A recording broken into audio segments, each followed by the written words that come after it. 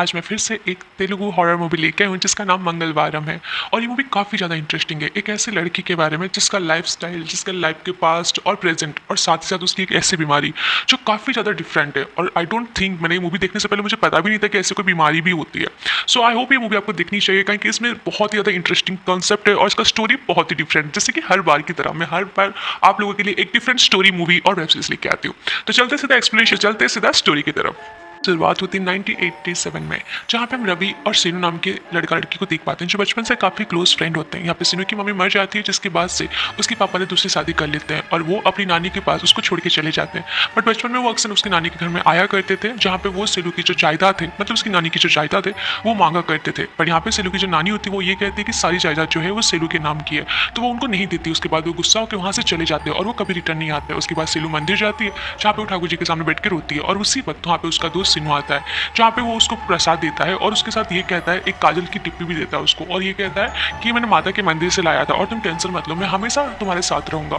जिसको सुनने के बाद सेलू को भी काफ़ी ज़्यादा अच्छा लगता है। उसके बाद उसके पिताजी आ जाते हैं, जहाँ पे वो उसके दोस्त को वहाँ से ले जाते हैं और साथ ही साथ उसके जाने के बाद वो सेलू को काफ़ी गंदे तरीके से टच करते हैं और ये कहते हैं कि तुम इस बार मुझसे मिलने क्यों नहीं आती हो। और ऐसा व्यूअर्स हमें समझ में आता है कि बचपन में सेलू के साथ उसी के दोस्त के पापा हर वक्त गलत काम किया करते थे या फिर गलत टच किया करते थे। रात को रवि के घर में आग लग जाने की वजह से रवि और उसके पापा की मौत हो जाती है और ये खबर रात को सेलू को मिलती है, जिसके बाद से वो काफ़ी ज़्यादा टूट जाती है और काफ़ी ज़्यादा बुरा फील करती है। बस सीन प्रेजेंट में शिफ्ट होता है जो 10 साल के बाद का होता है। नेक्स्ट डे मॉर्निंग जब गांव वाले उठते हैं तो वहाँ गांव की एक दीवार में कुछ लिखा हुआ मिलता है उनको, जहाँ पे उन लोग को पता चलता है कि दीवार में क्या लिखा है, क्योंकि वो गांव के सारे लोग अनपढ़ थे, एक काशी नाम के आदमी को छोड़कर, क्योंकि वही पढ़ा लिखा था और उसका दोस्त अंधा था। जहाँ पे वो पूछता है कि दीवार में क्या लिखा है, तो वो बताता है कि इस दीवार में 2 लोगों का नाम लिखा हुआ है जो कि शादीशुदा होने के बाद भी एक दूसरे लोगों के साथ एक नाजायज रिश्ता रखते हैं। इस चीज़ सुनने के बाद गांव वाले तुरंत उसी आदमी के घर पे जाते हैं जिस आदमी का नाम लिखा हुआ रहता है, और उसी बीच में उस आदमी का पति भी आ जाता है, मतलब जिसकी औरत किसी और के साथ नाजायज संपर्क रखी है। जब वो लोग घर जाते हैं तो वो लोग देखते हैं ऑलरेडी उन दोनों को कोई मार चुका है। अब ये चीज़ देखने के बाद गाँव वाले काफ़ी तक घबरा जाते हैं और वहाँ पे पुलिस ऑफिसर भी आते हैं इन्वेस्टिगेशन करने के लिए। SI माया आती है जो ये सब चीज़ों के बारे में छानबीन करना चाहती है, पर गाँव वाले उनको लाश लेके जाने नहीं देते। पर SI उनको ये कहते कि हो सकता है ये मर्डर होगा, तो तुम लोग इस लाश को ले जाने दो ताकि हम लोग पोस्टमार्टम करके इसके बारे में डिटेल्स निकाल सके। पर गाँव वाले बोलते हैं जमींदार हमारे यहाँ के मालिक है, इनफैक्ट अगर वो परमिशन ना दे तो आपको ये लाश हम दे भी नहीं सकते। उसके बाद यहाँ पे जो इंस्पेक्टर वो थोड़ी देर के बाद देखती है कि जमींदार भी आता है, बट उनको वो लाश ले जाने के लिए परमिशन नहीं देता है। इनफैक्ट वो वहाँ पे उसको ये कहता है कि सिंपली सुसाइड है और तुम इसमें ज़्यादा दिमाग मत लगाओ। गाँव वालों के सामने पुलिस की चलती नहीं और यहाँ पे पुलिस वाले खाली हाथ रिटर्न आ जाते हैं। के बाद रात को हमें विश्वनाथ नाम का एक आदमी दिखाया जाता है जो पेशे से डॉक्टर होता है, और वो डॉक्टर काफ़ी अच्छा होता है। मतलब वो जो डॉक्टर होता है वो गरीबों की मदद किया करता था। अगर ऐसे कोई पेशेंट हो जिनके पास पैसे ना हो तो वो उन लोग का भी चेकअप किया करता था, वो भी फ्री में, और वो बाकी अपने सारे पेशेंट के साथ काफ़ी काइंडली और बहुत ही अच्छे से बिहेव किया करता था। 3-4 दिन के बाद का शिफ्ट दिखाया जाता है जहाँ पे गांव में एक इंसान की शादी हो रही होती है और वहाँ पे रवि नाम का एक फोटोग्राफर भी आया होता है। तो यहाँ पे गांव के 2 लोग जो गुंडे टाइप के थोड़े से होते हैं वो लोग यहाँ पे ये बात करते हैं कि हो सकता है वो सारे जो मौत है वो रवि ही कर रहा होगा, जिसको रवि सुनने के बाद वहाँ पे हाथापाई में आ जाता है और वहाँ पे बहुत सारी ऐसी चीज़ें होती हैं जैसे गाँव वालों के बीच में झगड़ा झाटी हो जाता है।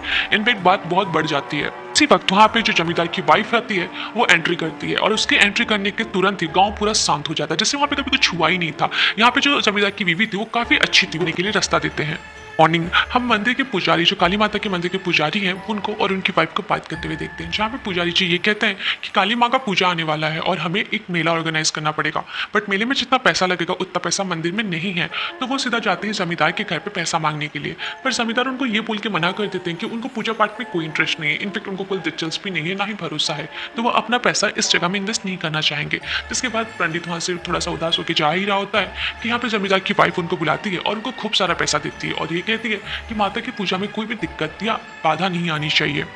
उसी दिन रात को जब SI अपनी ड्यूटी खत्म करके ऑफिस से घर जा रही होती है तो जंगल के रास्ता क्रॉस करते हुए उसको वही एक मास्क पहना हुआ आदमी दिखाया जाता है जो काफ़ी ज़्यादा अजीब होता है। मतलब माता का मास्क लगाया होता है और दिखने में काफ़ी डरावना होता है, जिसको देखने के बाद SI 2 सेकंड के लिए पूरा खामोश हो जाता है। उसके बाद सीन सीधा शिफ्ट होता है मेले के ऊपर, जहाँ पे गाँव में ऑलरेडी मेला लग चुका था। वहाँ पे बहुत ज़्यादा लोग आ रहे थे माता के दर्शन के लिए। उसी दिन पूजा में उस मेले के अंदर एज अ व्यूअर्स हम उसी मास्क पहने हुए आदमी को भी देख पाते हैं जो SI को दिखा था, और वो वहाँ पे मेले के अंदर माता की पूजा के मंडप के सामने वही मास्क लगा के डांस कर रहा होता है। उसके नेक्स्ट डे मॉर्निंग फिर से गांव वालों को दीवार पे किसी इंसान का नाम लिखा हुआ मिलता है, जिसको देखने के बाद वो लोग काफी ज्यादा टेंशन में आ जाते हैं कि अब ये दूसरी बार हो चुका है। गाँव वालों ये नोटिस करते हैं कि ये नाम जो है मंगलवार को मंगलवार लिखा जाता है। अब गाँव वाले काफ़ी ज़्यादा घबरा जाते हैं और जिन लोगों का नाम लिखा होता है उनके घर की तरफ जाते हैं, बट यहाँ पे भी वहाँ उन लोग को वो दोनों प्रेमियों का लाश मिलता है और बाद बाकी कोई भी सबूत नहीं मिलता। अब फिर से माया आती है जो एसआई होती है, वो यहाँ पे उनका जो बॉडी चेक करने के लिए या फिर ये मर्डर है या क्या है इसके बारे में जानकारी लेने आती है और साथ ही साथ गाँव वालों को कन्विंस भी करती है कि देखो अब ये दूसरी बार हो चुका है, हो ना हो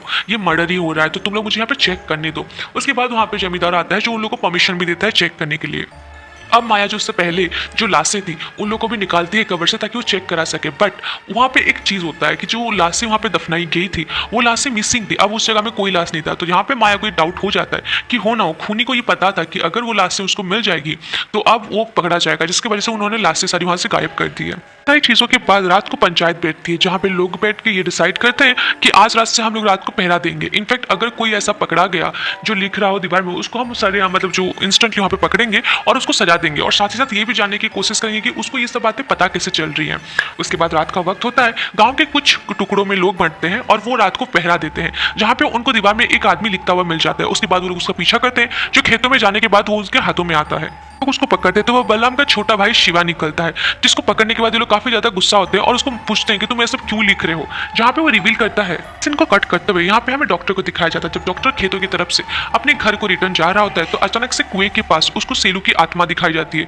जो उसको देखती है और वहां पे बैठ के रोते रोते उस कुएं के अंदर कूद जाती है, जिसके बाद डॉक्टर उसको देख के काफी घबरा जाता है। अब एज अ व्यूअर हम लोग के सबके दिमाग में ये क्वेश्चन आता है कि सेलू वो छोटी सी बच्ची थी जो अब वो शायद मर चुकी है और वो कैसे मरी, क्या इसका सारा चीजें हमें यहाँ पे एज अ व्यूअर्स दिखाया जाता है। यहाँ पे हमें कुछ महीने के पहले का सीन दिखाया जाता है जहाँ पे हम सेलू को देख पाते हैं जो अब जवान हो चुकी थी और वो काफी खूबसूरत होती है, जिसकी वजह से गांव के बहुत सारे लड़कों की नजर उस पर हुआ करती थी। अब वो कॉलेज जाती थी पढ़ने के लिए। कॉलेज में उसका एक प्रोफेसर था जिसको वो मनी मन बहुत पसंद करती थी। अब वो प्रोफेसर भी उसके साथ लाइक एक रिलेशनशिप बना चुका था। अब वो लोग काफी ज्यादा एक दूसरे के साथ क्लोज होते थे। सेलू उससे प्यार करने की वजह से उसके साथ इंटीमेट भी हुआ करती थी, बट वो जो प्रोफेसर था वो उससे प्यार नहीं करता था, वो सिर्फ और सिर्फ उसके साथ एंजॉयमेंट के लिए था। उसके बाद कुछ टाइम जाता है जिसके बाद सेलू को पता चलता है कि उस प्रोफेसर ने किसी और से शादी करी। जब वो उसके बाद उससे बात करने के लिए जाती है तो उसको रिवील करता है कि मैं तो सिर्फ तुम्हारा टाइम पास कर रहा था और मैं तुम जैसे लड़के से कभी शादी नहीं कर सकता। ये सुनने के बाद सेलू को काफी ज्यादा बुरा लगता है। सेलू घर पे आके अपने आप को काफी अकेला फील करती है और उसके कुछ ही दिन के बाद सेलू की जो नानी थी वो भी चल बसती है, जिसके बाद सेलू अब बिल्कुल अकेली हो चुकी थी। अब उसके लाइफ में बहुत अकेलापन था। अब इस चीज को वो फेस नहीं कर पा रही थी, जिसकी वजह से वो गाँव के किसी भी लड़के के साथ सो जाया करती थी। इनफैक्ट उसका एक जो उसका कैरेक्टर था गाँव में बहुत ही बुरा बन चुका था, मतलब वो एक गलत लड़की बन चुकी थी गाँव वालों की नजरों में। पंचायत बैठती है जहाँ पर जमींदार ये डिसाइड करता है कि वो लोग मिलकर सेलू को गाँव से बाहर निकाल देंगे क्योंकि ऐसी लड़की को वो लोग गाँव में रखना नहीं चाहते थे। उसके बाद वो लोग मिलकर गाँव वाले सारे सेलू को बाहर निकाल देते हैं और बहुत लोग उस पर पत्थर भी मारते हैं, जिसकी वजह से गांव सेलू ये सब चीजें सह नहीं पाती। उस गांव के शुरुआती में एक कुआं होता है जंगलों के बीच में जहाँ पे वो कूद के अपने आप को खत्म कर लेती है। इन सीधा प्रेजेंट में आता है जहाँ पे हम इंस्पेक्टर को देख पाते हैं, माया को, और वहाँ पे वो शिवा के भाई के साथ उससे पूछताछ कर रही होती है कि तो उसने वहाँ पे दीवार में वो नाम क्यों लिख रहा था और उसको ये नाम के बारे में कैसा पता चला। जहाँ पे शिवा उसको ये रिवील करता है गुर्जा की बहन से बहुत ही ज्यादा प्यार करता है और उसको लगा कि अगर वो एक दूसरे का नाम लिख देंगे तो गाँव वाले उस पर मतलब बेइज्जती ना हो, इस चक्कर में उन दोनों की शादी करा देंगे। और इससे पहले जो भी मौत हुई थी, जो कुछ भी हुआ था, वो सबके बीच में इसका कोई भी हाथ नहीं था। उसकी राइटिंग को मैच भी करवाते हैं, जिसके बाद उनको श्योर हो जाते हैं कि ये सबके बीच में शिवा नहीं है, कोई और है। तो दिन रात को जब दोबारा गांव वाले पहरेदारी पे लगे रहते हैं तो वो लोग फिर से एक जंगल के बीच में लेडी को आग लेके भागते हुए देखते हैं। जब वो उसका पीछा करते हैं तो अचानक से जब वो लड़की घूमती है तो इनके सामने देवी का रूप आ जाता है, जिसको देख के गांव वाले काफी घबरा जाते हैं कि सडनली गांव के अंदर देवी का रूप लेके कौन दौड़ रहा है। ऐसे व्यूअर्स हमें यहाँ पे पता चलता है कि उस दिन रात को जो देवी का रूप लेके जंगलों में भागा करती थी जो औरत अपने हाथों में और सर पे आग रख के, वो एक्चुअली में कोई और नहीं, पंडित की ही वाइफ थी, क्योंकि ये एक पूजा करने का उनका पद्धति होता है, मतलब वो एक रिचुअल पूरा करी थी उनके जात में या फिर उनके जो पूजा करने का एक रिचुअल होता है उसमें वो लोग इस तरह से ही माता को पूजा करते हैं ताकि कोई लोग उनको देख ना सके और वो इस तरह से माता को प्रसन्न भी करते हैं। बाद यहाँ पे रात को हम फिर से उस डॉक्टर को देख पाते हैं जो रात को बिना लोगों के नजरों में आए दीवार में चौक निकाल कर लिखने लगता है और उसी वक्त ऐसा ही माया वहाँ पे आ जाती है और उसको पकड़ लेती है और वो बताती है कि मेरे को पहले से तुम पे डाउट था, तो तुम बताओ तुम ये सब कुछ क्यों कर रहे हो, उन लोगों का नाम क्यों लिख रहे हो और बाद में उन लोगों का खून क्यों कर रहे हो। डॉक्टर को ये लगने लगा था कि वो फंस चुका है। अब किसी तरह से वो अपने आप को बचाने के लिए बैग में से एक नींद की जो सुई होता है उसको निकालता है और यहाँ पे इंस्पेक्टर को लगा देता है, जिसके बाद इंस्पेक्टर बेहोश हो जाती है। जब इंस्पेक्टर होश में आती है तो देखती है कि वो हॉस्पिटल में है और उसका हाथ बंधा हुआ है, जहाँ पे वो काफी ज्यादा गुस्सा होती है। डॉक्टर को ये कहती है कि मैं तुम्हें अब छोड़ूंगी नहीं। तो डॉक्टर उसको ये कहता है कि पहले तुम मेरी पूरी बात सुन लो, उसके बाद जो तुम्हारा डिसीजन होगा मैं उस पर बिल्कुल अमल करूंगा।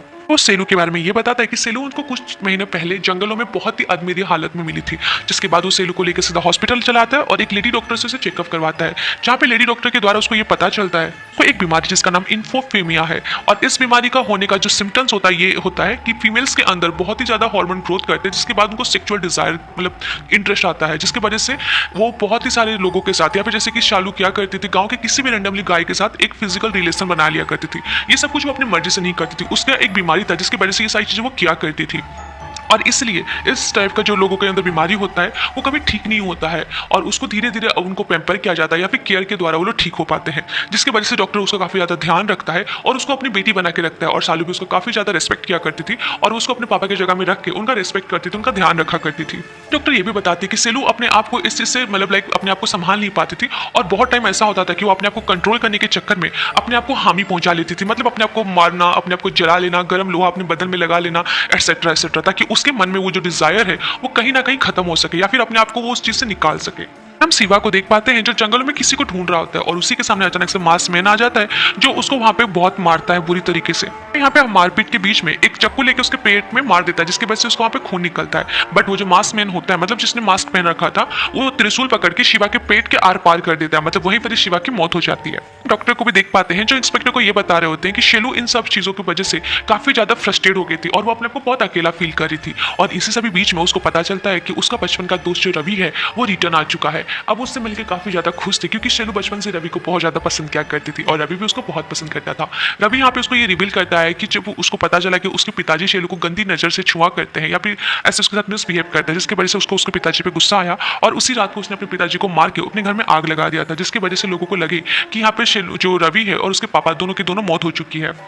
मौत हुई नहीं होती है। वो वहां पे माता काली के मंदिर में छुप के रहा करता था और वहां पे लोग जो प्रसाद लगाया करते थे उसी प्रसाद को पाकर वो आज तक सेलू के साथ रहा करता था, मतलब वो सेलू के ऊपर नजर रखता था, सेलू के पीछे पीछे हमेशा रहा करता था। अब वो सेलू से शादी करना चाहता था और सेलू भी उससे प्यार करती थी, जिसकी वजह से वो भी उसको शादी करना चाहती थी। और उसी दिन रात को ही गाँव वालों ने आके यहाँ पे सेलू को गाँव से बाहर निकाल दिया था, जिसकी वजह से यहाँ पे रवि और डॉक्टर जब वो गए होते हैं मार्केटिंग शॉपिंग करने के लिए ताकि रवि उससे शादी कर सके। बट उनके आने से पहले उन लोगों को खबर मिलती है कि सेलू ने अपने आप को खत्म कर दिया था, बट एक्चुअल में ऐसा कुछ भी नहीं हुआ था। उन्होंने यहाँ पे शेलू की लाश को देखा तो उन लोगों को समझ में आ गया था कि यहाँ पे सेलू का मर्डर किया गया था और उनका मर्डर किसी और ने नहीं 6 आदमियों ने मिलकर किया था, जिसमें से ऑलरेडी 4 आदमी मर चुके हैं, बाकी 2 मतलब एक था वो फोटोग्राफर शिवा और जमींदार की वाइफ, जहाँ पे जमींदार की वाइफ का और शिवा का दोनों का एक दूसरे के साथ अफेयर चल रहा था। जहाँ पे पुलिस ऑफिसर बोलती है कि जमींदार की वाइफ तो बहुत अच्छी है, इनफैक्ट भगवान को मानती है और बहुत ही शांत किस्म की औरत है, जहाँ पे डॉक्टर उसको ये रिवील करता है कि नहीं वो अच्छी औरत नहीं, वो बस अच्छे बनने का दिखावा करती है और वो जमींदार के साथ इसीलिए है क्योंकि उसके पास पैसा है, पर एक्चुअल में वो रिलेशन के साथ जो है वो शिवा के साथ है, वो उसके साथ काफी ज्यादा लॉन्ग टाइम से रिलेशनशिप में। और ये बात शेलू को पता चल गया था, जिसके बाद ये लोगों ने प्लान करके शेलू को उस जंगल में ले जाके मार दिया था। उसी वक्त एज अ व्यूअर्स हम लोग देख पाते कि बाहर जमींदार वो सारी बातें जो डॉक्टर और पुलिस वाले के बीच में हो रही थी वो सारी बातें वो सुन रहा था और उसको अपनी बीवी पे इतना ज्यादा गुस्सा होता है, वो घर जाता है और अपनी बीवी को जला के वहां पे मार देता है। उसके बाद डॉक्टर और जो जमींदार है उन दोनों को दिखाया जाता है जहाँ पे वो लोग बात कर रहे होते हैं। जमींदार उसको ये कहता है डॉक्टर को कि जिस दिन तुम पुलिस ऑफिसर को सारी बातें बता रहे थे मैं वहीं पर ही खड़ा था और मैं वो सारी बातें सुन रहा था। मुझे एक बात बताओ, अगर वो 4 लोग मर चुके थे और वो 2 लोग जो भी थे तुम्हें उन 6 लोगों के बारे में बताया किसने था? जहाँ पे डॉक्टर उनको ये रिवील करता है तो ये बताते कि ये सारी बातें कुली ने उसको बताया। कुली वही इंसान है जो गांव में अंधा बन के घूमता, तो बट एक्चुअली वो अंधा नहीं है, उसको सब दिखाई देता है, पर वो कुछ पैसे या खाने के चक्कर में अंधा बन के घुमा करता था। जब डॉक्टर और रवि दोनों शॉपिंग करके गांव में रिटर्न आते हैं तो यहाँ पे कुली उनको बताता है कि एक्चुअल में यहाँ पे सेलू के साथ क्या गया था और उसको किन लोगों ने मारा है, जिसके बाद ये लोग मिलकर रवि के साथ उस इंसान का बदला लेते हैं। इसी सीन को दिखाते हुए मूवी यहाँ पे खत्म होती है। मूवी काफी ज्यादा इंटरेस्टिंग है दोस्तों, अगर आप इसको देखने में जाओ तो आई एम श्योर कि आपको इस मूवी में थोड़ा सा भी कहीं पे बोरिंग फील नहीं होगा।